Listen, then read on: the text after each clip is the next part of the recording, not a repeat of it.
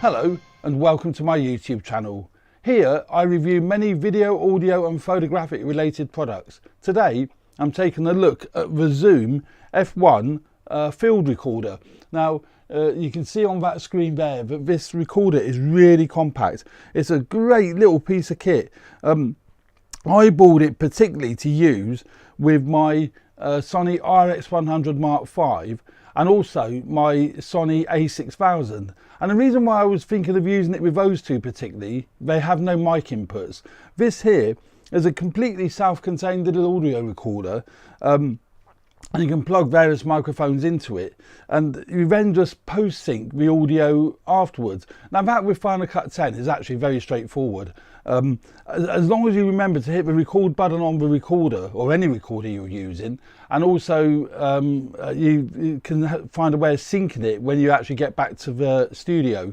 So you need to say like take 1, take 2, whatever. Otherwise you end up with a load of files and you can't sync them.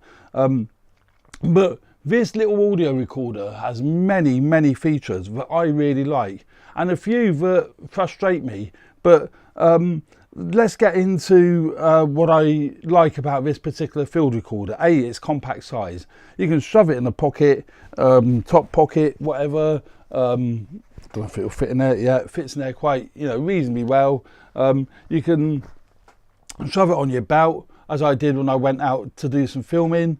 And at first you would think these input and output, so basically the microphone inputs on the top here and the headphone jack, you would think, well, why have we put them at the bottom?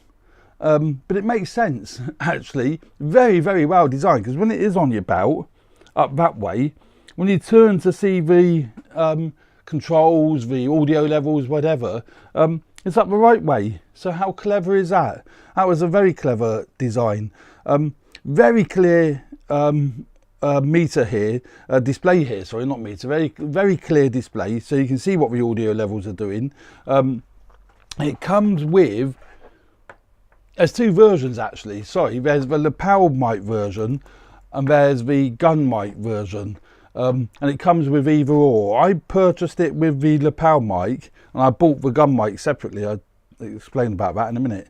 So basically that just basically locks into there, and it actually locks in, which is even better still, completely lockable, so there's no fear of that coming out.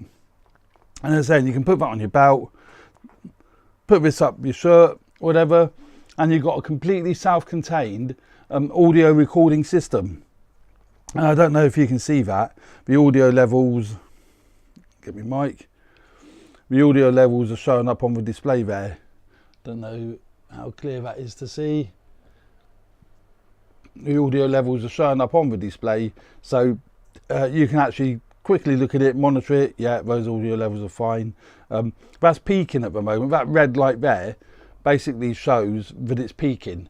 And you've got various, you can't manually set the audio, which is a real shame, but it's got high, low, mid-high, mid-low and what have you. So to some extent you've got manual control, but the audio level is manual.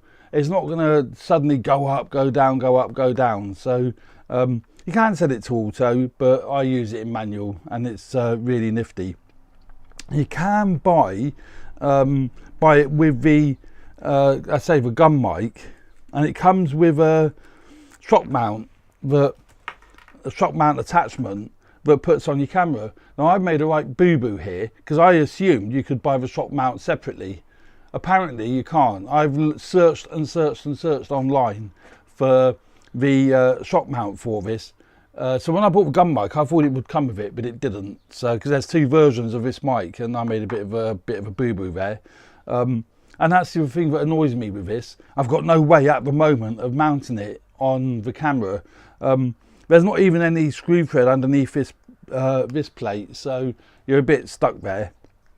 Well, I am anyway. This bracket here is clever because that's your belt loop, so you can actually put it on your belt and just forget about it when you're going out and you're using the lapel mic. So tremendous. You can actually give it to your talent, your presenter, And it doesn't matter where they are, they can be a hell of a distance from the camera. It doesn't really make any odds because you're post-syncing. It's got all sorts of other manual controls, playback functions, far too many than what I would want to mention here. It also has this that comes off, he says. It will come off. And then you can mount a zoom accessory. Now it could be the gun mic, it could be their other modules that they have. That literally just mounts on there like so. And then you have a stereo gun mic. And the really nice thing about this particular gun mic, the quality from it is very, very nice. But in addition to that, it's got side mics built into it. So you can actually have it completely directional, or it will pick up some sound from around it. And you can actually preset that in the controls on here. I'm not going to bother fiddling going into them, but you can do that. And it's got manual audio actually on the top here.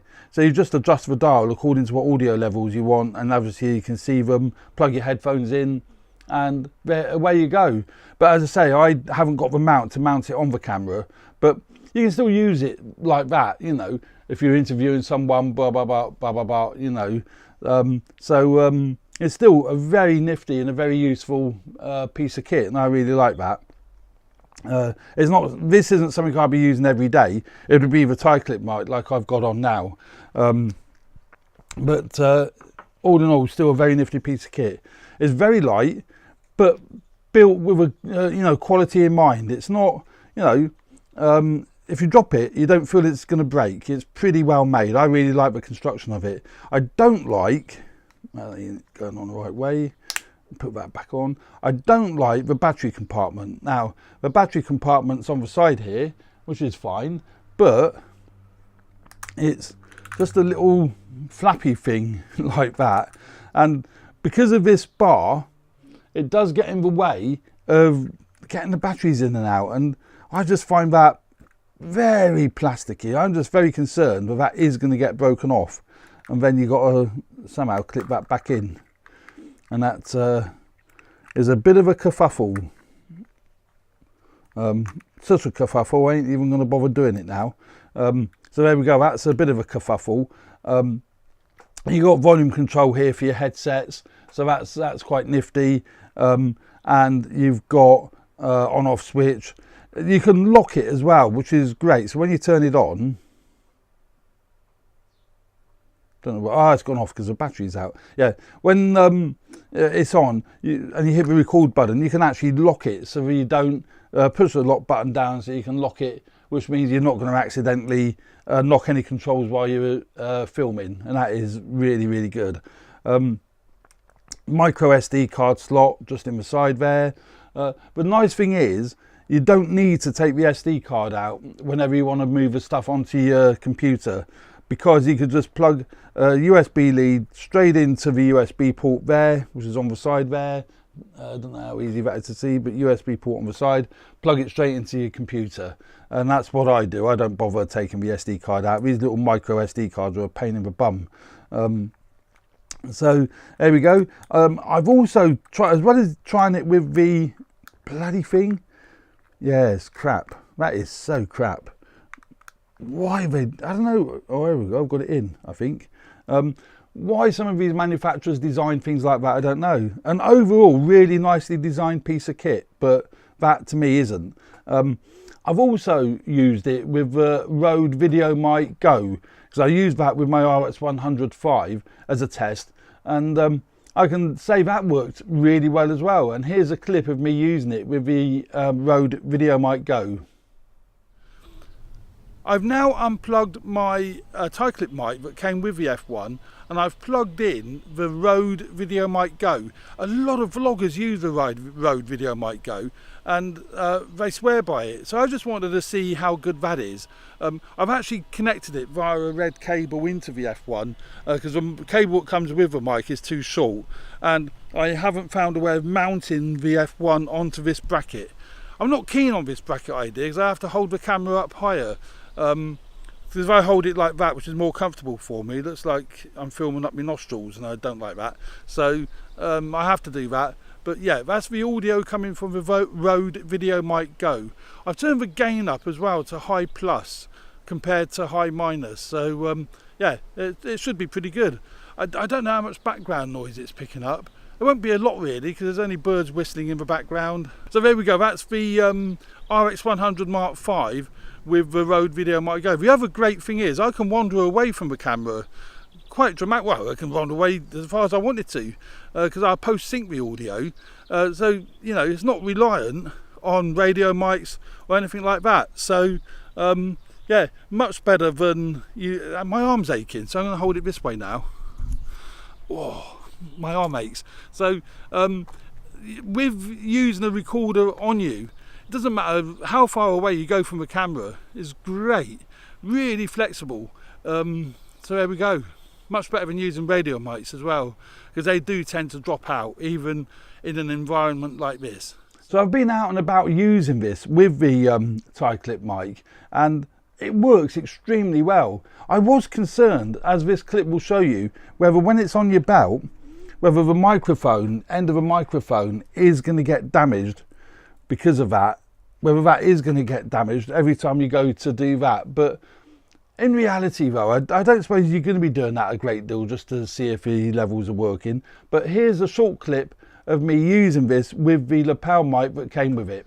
Now the great thing with having the audio recorder on you rather than using radio mics, you can be a really long distance away from the camera and then you just post sync it. Now John is right over there, he's not even close to me.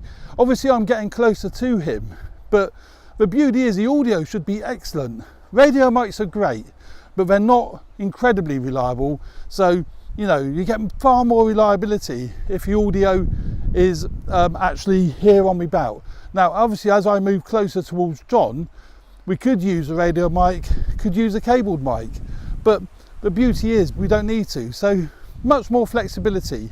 So again, I'm very curious to see, you know, how well that works. So there you have it. That's my initial thoughts on the Zoom F1 field recorder. I haven't done any tests yet with the gun mics. I haven't found a way of mounting it on the camera. When I do, I'll let you know. But as a pocketable recorder for cameras that don't have mic inputs, I can highly recommend this. You just have to learn and you have to get into a workflow of remembering to hit record on this, record on your camera, and some form of cue so you know what's what. So there you go. I hope you enjoyed watching this review, and I hope you do enjoy my channel. If you do, please hit the subscribe button and tell all your friends. Really appreciate that. Thanks very much for watching this one, and hope you tune into the next one. Thanks again. Bye for now.